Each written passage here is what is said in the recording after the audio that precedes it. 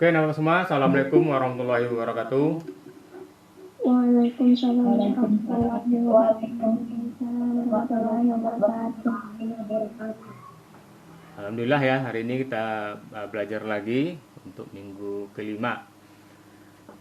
Oke, ini baru masuk 20 orang. Ya, kita mulai aja sambil menunggu yang lainnya. Pelajaran kita tentang hari ini sudah Bapak share ya di Google Classroom. Itu kalian download ya dan dibaca di rumah.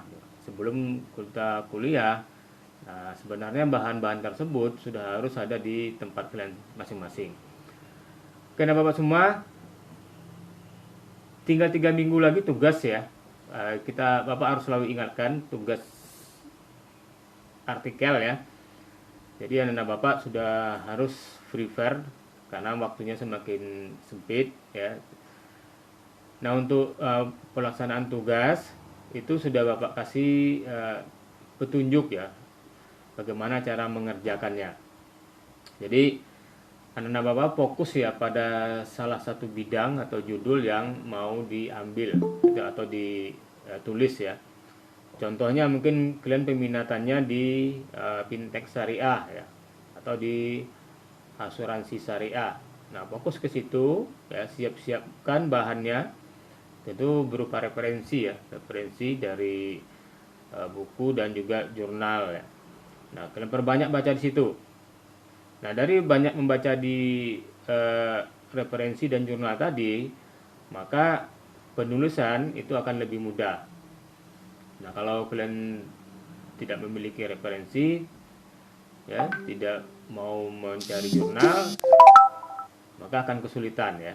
Dan jangan coba-coba mengambil milik orang lain ya, atau copy paste ya, karena itu nanti nilainya pasti Bapak kurangi.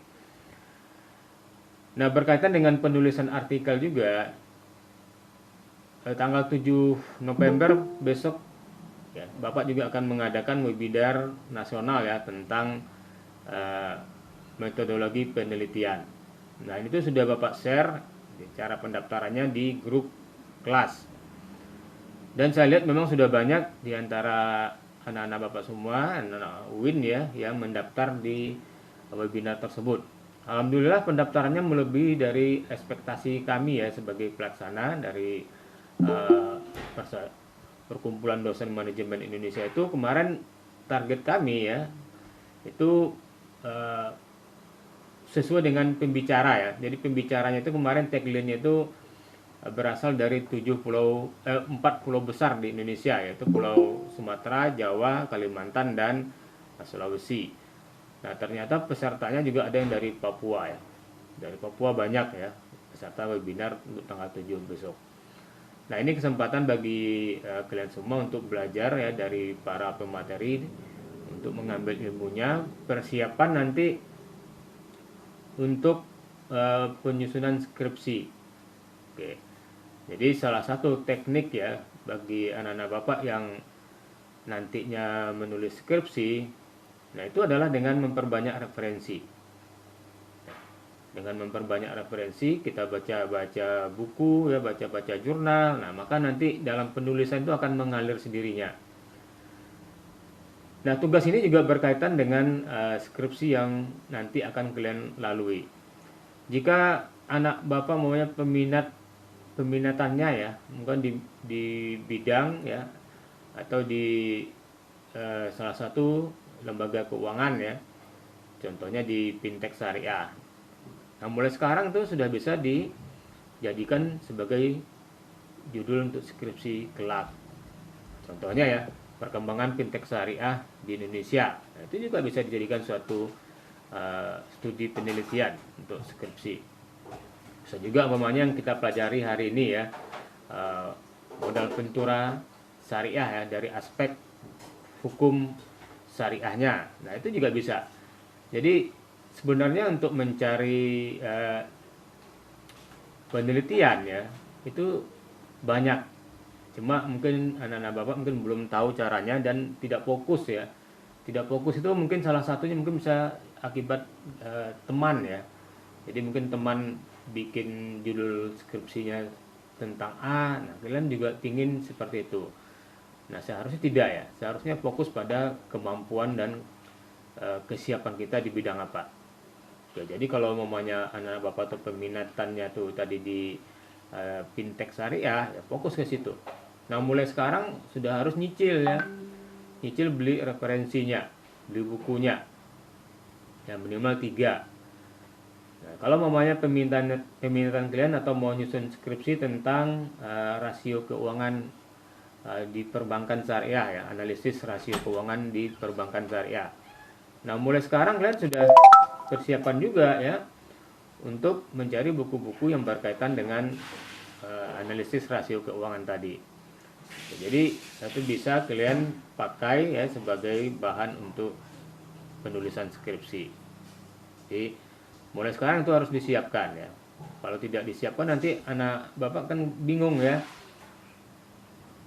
Karena nanti kalau terlambat ya, terlambat penyelesaian studinya itu akan mempengaruhi mental kalian. Biasanya akan down ya. Contohnya begini ya. Contohnya kalau dalam satu angkatan ya, teman-teman satu angkatan sudah ada yang wisuda, sudah ada yang kerja. Nah, padahal kalian masih menyusun skripsi. Nah, itu mentalnya biasanya langsung kena, langsung down. Ada rasa kecewa, ada rasa malu juga ya. Nah, makanya mulai sekarang itu sudah harus prepare ya untuk penulisan skripsi tadi. Oke, untuk judulnya itu bisa kalian ambil dari perkuliahan kita yang sedang berlangsung saat ini. Contohnya tadi kemarin kita sudah belajar tentang leasing syariah. Bisa dijadikan salah satu objek penelitian ya leasing syariah tadi. Nah, bisa juga umpamanya kemarin kita sudah belajar tentang koperasi ya atau BMT. Nah, itu juga bisa dijadikan salah satu objek penelitian. Intinya harus fokus ya, harus fokus. Jangan nanti di tengah jalan ganti, ya susah nanti.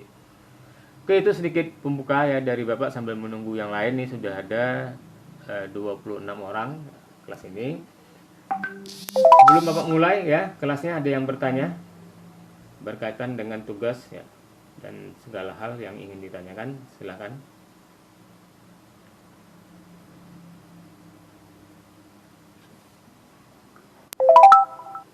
Pak, tugas pian tuh kena dikumpulnya di mana, Pak? Di classroom ya. Jadi kan situ ada tugas ya, tugas nomor 2 ya, nomor 1 kalau saya itu kalian buka di classroomnya. Nanti kalian upload di situ ya. Kalian upload di situ. Oh, nggih. Oke, yang lain ada? Berarti dikumpulnya Gimana? dikumpulnya pakai file atau langsung ditulis di situ, Pak? Nah, ini bagi yang tidak punya laptop ya atau mengerjakannya dengan HP, kadang ada kendala juga ya dalam hal penyampaian tugas ya. Pak lihat tuh ada beberapa orang kemarin yang tidak ada filenya. Oke, jadi harus diperhatikan ya. Filenya itu jangan kosong ya. Filenya itu jangan kosong. Nah, bisa dua-duanya ya. Jadi bisa kalian tulis di chatnya itu ya, bisa juga di berupa file supaya lebih meyakinkan. Tapi kalau sudah yakin tadi masuk ya filenya di upload ya, ya mungkin tidak perlu di chat ya. Mungkin itu ya. Cukup, ada lagi? Oke ya, kalau nggak ada, kita lanjut ke materi perkuliahan kita hari ini, yaitu tentang Bapak, ya. jaringan ulun. Kenapa? Kalau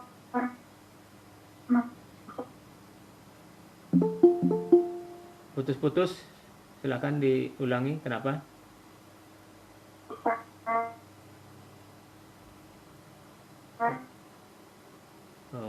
Nggak jelas ya. Coba ditulis di chat aja ya, karena mungkin sinyalnya kamu ya. Kenapa? Bapak, Ya. Suara pian kan nggak kedengaran Pak di sini, kecil. Ini kedengaran nggak? Nah, kedengaran Pak. Tadi kecil banget nggak kedengaran. Oke, ya, padahal Bapak sudah pakai ini ya, pakai mikrofon sama speaker ini. Oke ya, ini sudah pakai mikrofon, sama speaker. Kalau dikencangin dia malah bunyi. Oke, ada lagi? Oke, kita lanjut ya ke materi perkuliahan ya. Oke, materinya ya sudah Bapak ini ya, Bapak upload di slide share juga ya, dan juga di classroom ya. Silakan dibaca di situ. Oke, Bapak semua ya.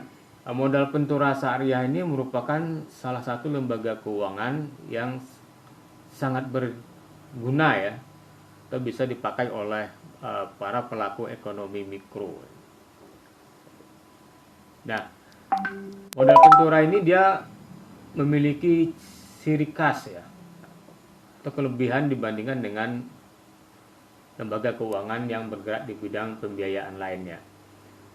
Modal Pentura ini selain dia memberikan pinjaman, pembiayaan tadi, dia juga bisa masuk ke dalam lembaga keuangan tersebut, ya, bisa masuk ke dalam ya perusahaan atau unit usaha yang dia biayai sebagai pengelola atau manajemen.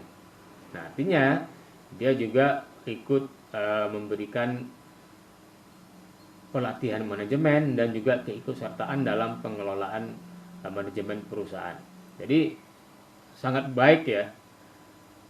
Makanya modal Pentura ini memiliki ciri yang khusus tadi, dan dia juga memiliki misi yang khusus ya.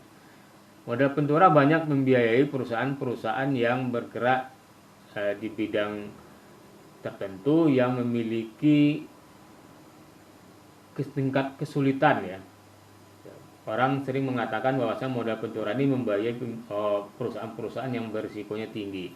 Ya.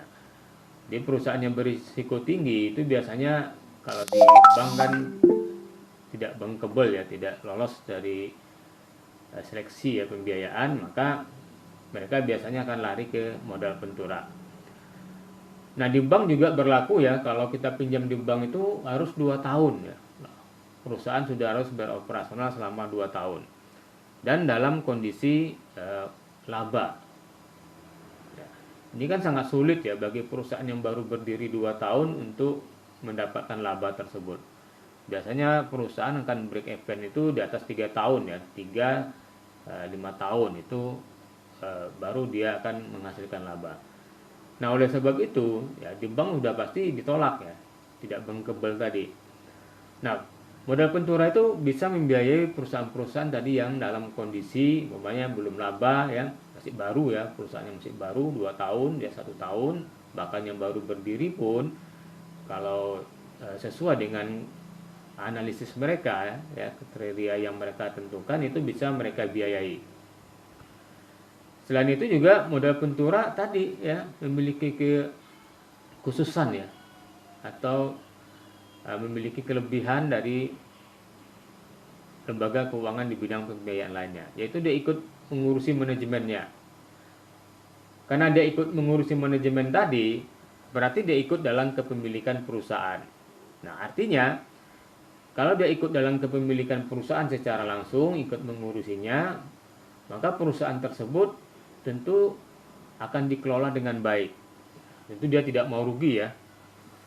Nah, biasanya perusahaan tadi yang sudah dibiayai oleh modal Pentura itu akan bertambah nilainya ya. Baik itu di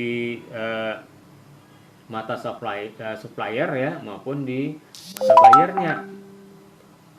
Karena sudah memiliki tambahan modal dan juga tambahan manajemen. Karena dengan masuknya modal Pentura tadi kan dia masuk dengan modal dan juga dengan manajemen perusahaan dia. Nah, maka otomatis ya perusahaan tadi yang dibiayai oleh modal Pentura itu nilainya itu menjadi naik ya, value added-nya bertambah, citra positifnya bertambah. Tentu perusahaan ya yang dibiayai oleh modal Pentura dijaga dengan baik oleh perusahaan modal Ventura tadi. Tentu dia tidak mau rugi ya, kan tidak ada perusahaan yang mau rugi. Semua perusahaan ya pembiayaan itu tentu ingin perusahaan atau orang yang dia biayai itu untung ya, atau usahanya berkembang. Nah, karena kalau perusahaannya itu bangkrut, otomatis modal yang dia tanam tidak akan kembali. Oke ya, jadi modal Ventura itu dia selain tadi membiayai, yang memberikan dana, juga ikut dalam manajemen perusahaan. Nah, itu luar biasa. Modal Ventura itu sangat luar biasa dalam memberikan pinjaman tadi. Dan biasanya mereka ya ikut dalam perusahaan pasangan usahanya tadi sampai perusahaan pasangan usaha itu IPO ya, atau IPO ya, Initial Public Offering, sampai dia nanti menjual saham di publik. Jadi benar-benar dibesarkan oleh modal Ventura tadi perusahaan sampai IPO ya. Ini salah satu teknik ya, atau cara dia nanti lepas dari perusahaan pasangan usaha tadi. Jadi saham-saham yang dia miliki itu dilempar ke publik ya. Nah, itu kelebihan dari modal Ventura. Jadi modal Ventura itu sendiri ya sudah dikenal di dunia ya, di Amerika tuh pada tahun 46 ya. Sedangkan di Indonesia ya, modal Ventura itu mulai dikenal tahun 73. Nah, dari data-data ya perkembangan modal Ventura, tapi ini datanya tidak update ya. Silakan di ini Anda Bapak bisa lihat sendiri ya. Pada tahun 2004 itu sudah ada 22 perusahaan yang modal Ventura yang swasta nasional ya. Lalu yang patungan itu 12 unit ya, ada 12 perusahaan. Sedangkan yang modal Ventura daerah itu ada 26 modal Ventura. Nah, untuk di Kalsel sendiri itu ada satu ya modal Ventura ya. Jadi kalau Anda Bapak semua lewat di Pak 6 ya, Jalan Pramuka situ, kalau dari terminal itu sebelah kanan jalan ya, itu ada namanya Kalsel Ventura. Nah, itu ya. Jadi di situ melayani tuh pembiayaan yang sesuai tentunya dengan kriteria yang mereka tentukan.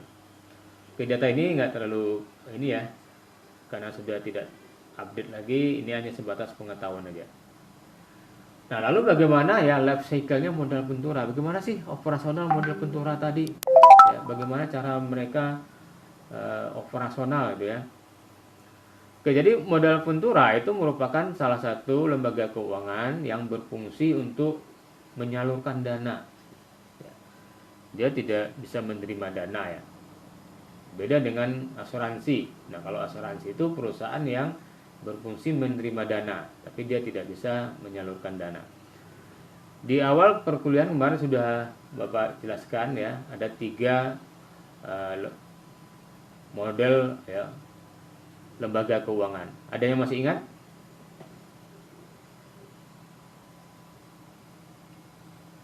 Apa saja?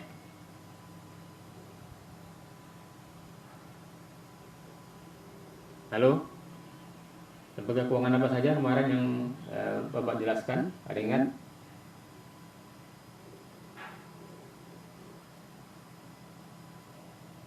Oke ya, jadi Bapak jangan sampai pelajarannya bertambah, yang lama berkurang ya. Artinya kalian belajar yang baru, yang lama kalian tidak baca lagi. Nah, otomatis pengetahuannya hilang, ya. Nah, lembaga keuangan itu ada 3 ya. Ada lembaga keuangan bank, lembaga keuangan non bank, dan juga ada lembaga keuangan independen. Nah, jadi kalau lembaga keuangan bank itu dia berfungsi menerima dana dan menyalurkan dana. Nah, sedangkan di lembaga keuangan non bank itu hanya salah satu fungsi aja ya, hanya menerima dana atau menyalurkan dana. Ya, terkecuali koperasi ya. Nah, koperasi itu dia bisa menerima dana dan menyalurkan dana. Tapi ada batasannya. Koperasi itu hanya dari, oleh, dan untuk anggota ya, artinya kalau dia menerima dana dari masyarakat dia harus izin, tidak bisa ya, karena harus jadi anggota dulu baru bisa menyimpan ya atau menerima pinjaman dari koperasi. Itu kan azas koperasi seperti itu. Oke, jadi lembaga keuangan Ventura ini dananya dari mana kalau dia hanya menyalurkan? Ya, dari mana nih dananya? Astaga.